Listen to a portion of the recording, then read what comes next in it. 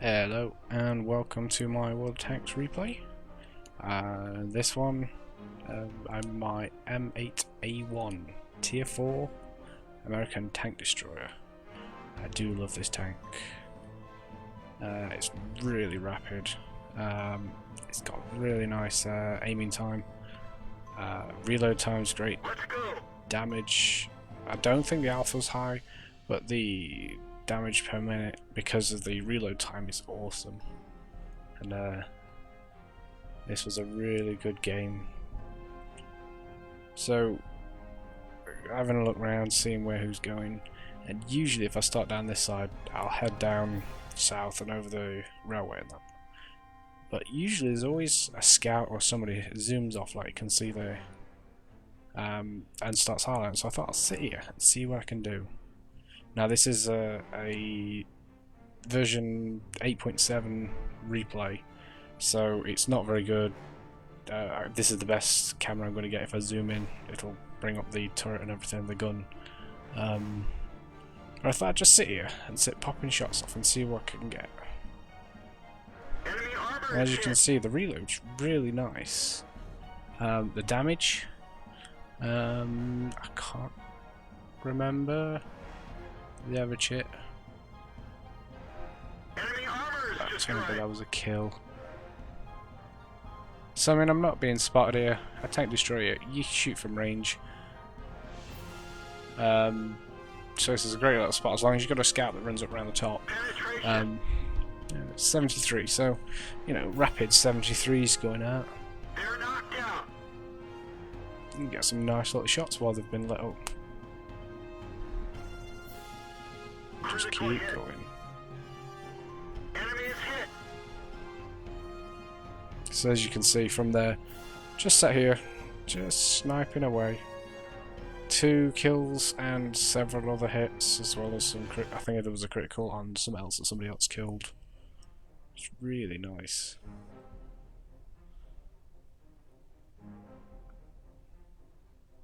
Still they've been spotted. So that's another nice thing about this. With the rapid fire, it's got quite a high ammo count. So you can just keep going and it's unlikely you'll run out by the end of the battle. I think that one there, he was hid behind a building, so I just gave in shooting at him.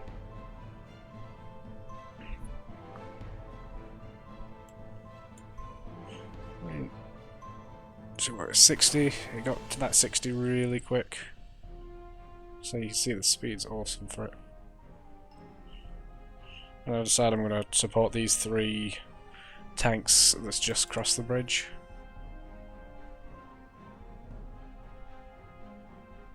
Yeah, manual camera movement. And again, more ranged snipe shots. Penetration. It's got fairly decent penetration as well, ranged penetration. And the accuracy is great. He's gone.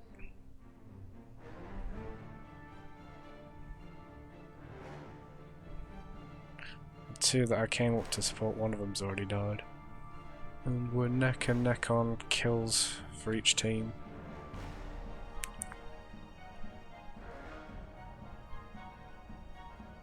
Enemy armor is hit.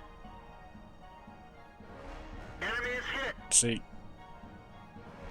I mean, you see a lot of people in games that say moan about people camping and that, but if you can hit them from range, then you can get the damage. There's no point putting yourself out in the open or YOLOing it.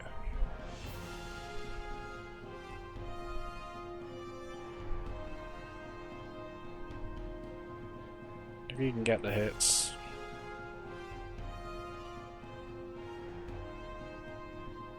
I think this is where we lose that one that's up ahead. I can't see what tank that is. Enemy armor is damaged. It's just hit after hit after hit after hit. This is definitely one of my favourite tanks. I mean, you can use it as a scout if you need to.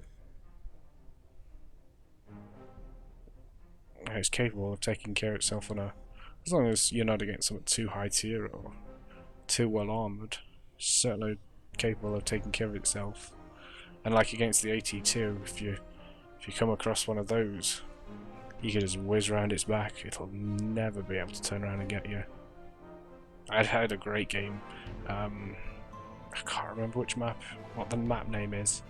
It's the one with the big hill and the castle. And I went into down past the rail tracks and discovered a little tank destroyer sat into a little alcove. Darted in there, straight at the side of him. He couldn't turn. He tried, he couldn't turn, and I just kept pumping shot after shot after shot. I think it took about 6-7 hits to get him killed, but he just couldn't turn.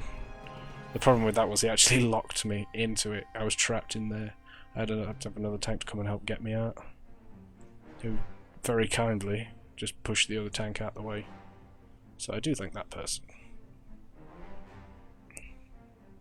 Oh, and so here on this match now you can see, I think somebody must have had a team kill. There's only 2 tanks each side, and yet we're on a 13-12. So yeah, now I'm the only one up this side. We've got the Hetzer and this Arty.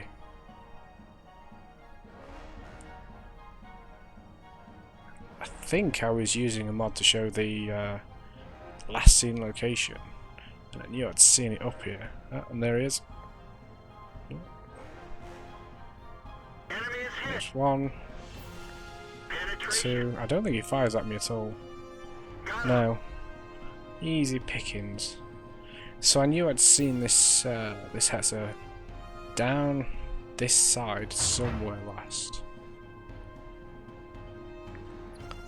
But I think it was showing up somewhere in the middle of the grassy area just ahead. So I was half expecting to see him still there, but he wasn't. And I knew he was somewhere down here. So I decided to use these trees if he's gone. If he's still down on that side, use these trees as some partial cover. I think by this point I got me speed. Couldn't see him. There he is.